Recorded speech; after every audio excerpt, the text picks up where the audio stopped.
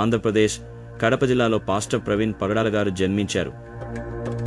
తల్లి క్రిస్టియన్. ఆమె క్యాథలిక్ విశ్వాసురాలు. తండ్రి ముస్లిం.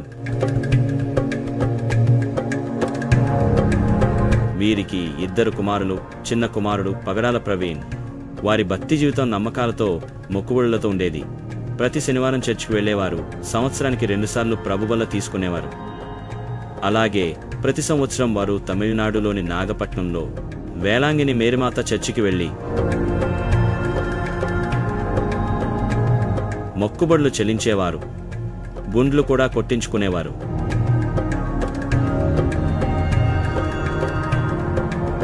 అలాగే ప్రవీణ్ గారి తండ్రి ముస్లిం కాబట్టి అప్పుడప్పుడు మసీదుకు కూడా వెళ్లేవారు.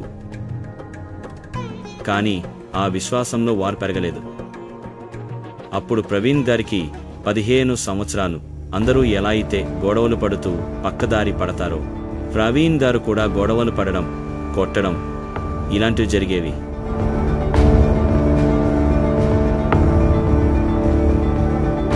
తల్లిదండ్రులు కూడా ప్రవీణ్ గారి అల్లరి ఎక్కువ అవడంతో ఆయన వ్యసనాలకు లోనవుతారేమో అని ఆయన్ని హాస్టల్లో చేర్పించారు. ప్రవీణ్ గారు 6వ తరగతిలో ఉండగానే హాస్టల్లో చేరారు. హాస్టల్లో చేరిన తర్వాత ఎన్నో ఇబ్బందికరమైన పరిస్థితులు ఎదురయ్యాయి. ఆయనకు ఇంటికి వెళ్ళిపోవాలని అనిపించేది. ఇంట్లో వాళ్ళ ఆప్యాయత, ప్రేమను మిస్ అవుతున్న ఫీలింగ్ ఉన్నప్పటికీ తప్పనిసరి పరిస్థితుల్లో ఆయన హాస్టల్లోనే ఉండి చదువుకున్నారు. అలా తన విద్యాభ్యాసాన్ని కొనసాగించిన ప్రవీణ్ గారు ఎంతో బాగా చదువుకుని ఆయన ప్రాథమిక విద్యాభ్యాసం పూర్తయిన తర్వాత తిరిగి తన ఊరికి వెళ్తాడు. అప్పుడు అందరిలో నాకంటూ ఒక గుర్తింపు వచ్చింది అని అనుకుంటున్న సమయంలోనే ఒక సంఘటన జరిగింది. ఒకరోజు ప్రవీణ్ గారి స్నేహితుడు తన అన్న మీద గొడవపడి కత్తి విసురుతాడు. అప్పుడు ప్రవీణ్ గారు అలాగే మరో 2 స్నేహితులతో కలిసి కోపంతో అతన్ని బాగా కొడతారు.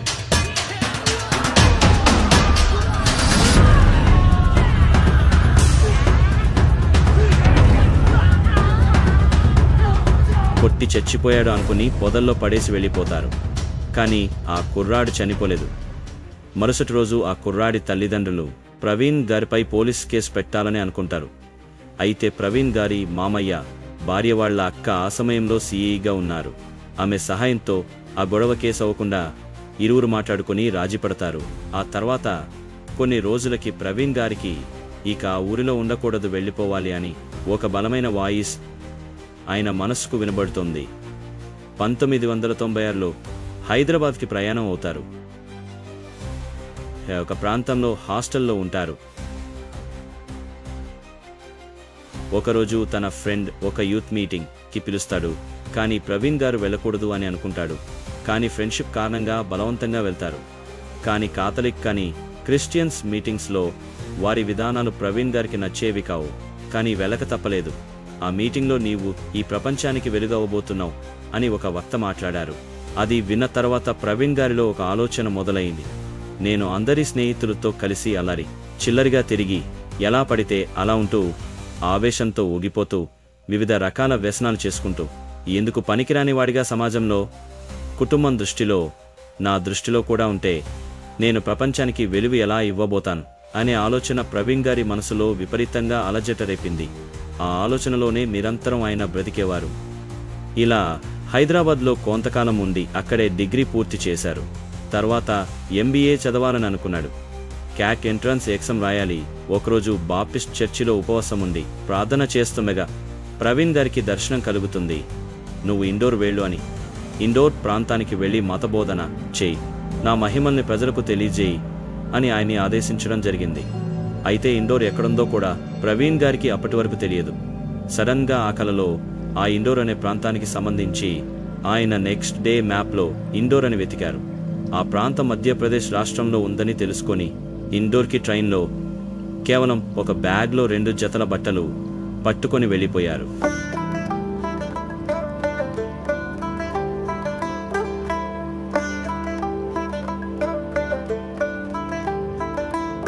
వెళ్ళిన తర్వాత అక్కడ తెలిసిన వాళ్ళు ఎవరూ లేరు.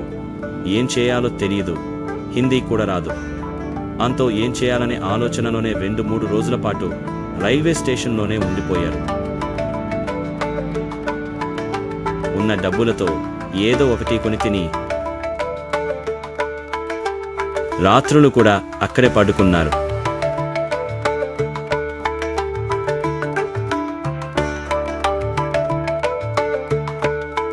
అలా ఉన్న సమయంలో ప్రవీణ్ గారు హిందీ నేర్చుకోవడంపై విపరీతమైన ఫోకస్ పెట్టారు.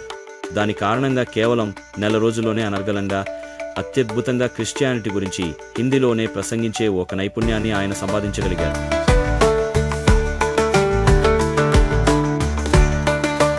హిందీలో అనర్గళంగా ఉపన్యాసం చేయడం, యేసు మహిమల్ని అత్యద్భుతంగా చెప్పడం చూసి ఎంతోమంది ఆయన మాటలకి మంత్రముగ్ధులవుతారు.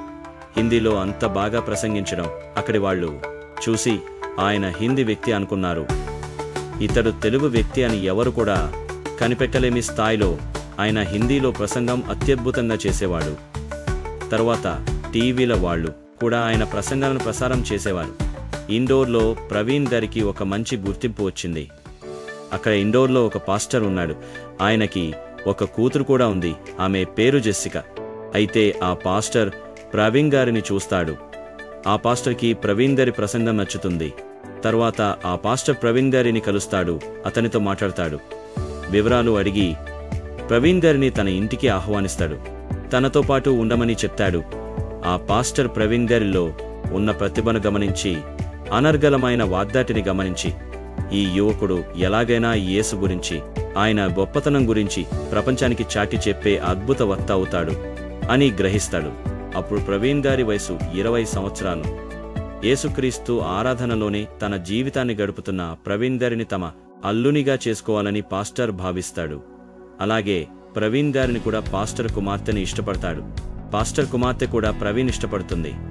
ఇద్దరు ఒకరికొకరు బాగా నచ్చడంతో వారి ఇష్టాన్ని గుర్తించి గౌరవించి ఆ పాస్టర్ ప్రవీణ్ గారి వాళ్ళ తల్లిదండ్రులతో మాట్లాడతాడు. పాస్టర్ తన కూతుర్ని జెస్సికా ప్రవీణ్ గారికి ఇచ్చి వివాహాన్ని జరిపిస్తాడు. వివాహం తర్వాత కొన్ని రోజులకు ప్రవీణ్ మరియు జెస్సికా దంపతులకు ఒక కుమార్తె జన్మిస్తుంది. కొంతకాలానికి ప్రవీణ్ గారి కూతురికి 5 సంవత్సరాలు. ఆ పాప విపరీతమైన అనారోగ్య సమస్యల కారణంగా ఆమె బ్రతుకుతుందా లేదా అనే పరిస్థితి కూడా ప్రవీణ్ గారికొచ్చింది. దాంతో ప్రవీణ్ విపరీతమైన వేదనకు గురయ్యారు. దేవుడి సేవలో ఇంతగా తలుస్తున్న నాకు ఈ కష్టాలేంటి, నా కుమార్తెకి ఈ అనారోగ్య సమస్యలు ఏంటి అని ఆ దేవుడితోనే ఆయన తనలో తాను మాట్లాడుతూ దేవునితో గొడవపడిన సందర్భాలు కూడా ఎన్నో ఉన్నాయి. కొన్ని రోజులకు దేవుని దయ వల్ల ప్రవీణ్ గారి కూతురుకి స్వస్థత కలుగుతుంది, ఆరోగ్యంగా ఉంటుంది.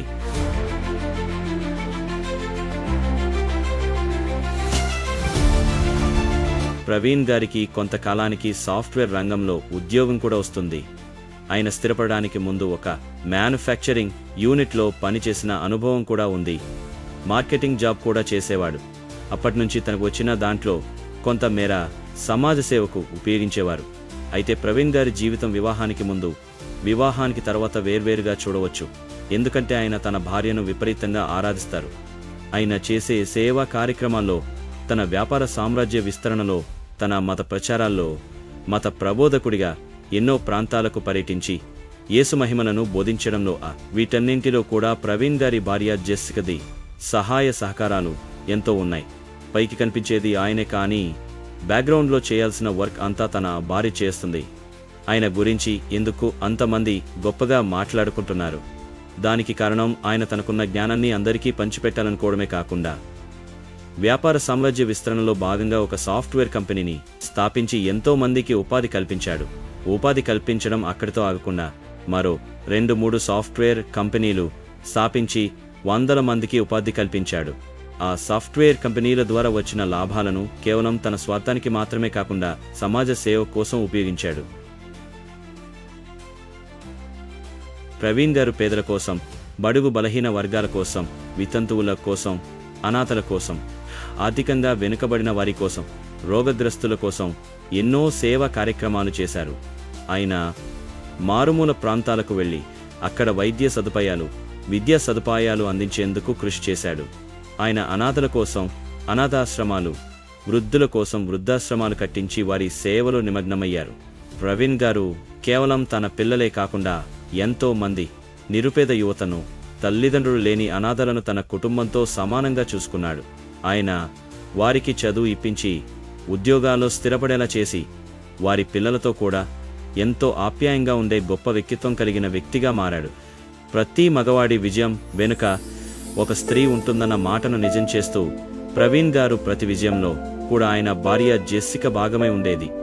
ఆయన అనేక సందర్భాల్లో తన భార్యే తన వెన్నుదన్నుగా నిలిచారని చెప్పుకున్నాడు. కానీ ఒకరోజు దురదృష్టవశాత్తు ఊహించని విధంగా ఆయన 2025 మార్చి 24 సోమవారం రాజమండ్రిలో కొవ్వూరు ప్రాంతంలో ప్రమాదవశాత్తు ఊహించని విధంగా ఆయన మరణించారు. ఏది ఏమైనా ఆయన ఆత్మకు శాంతి చేకూరాలని మనమందరం ఆ ప్రభువును ప్రార్థిద్దాం.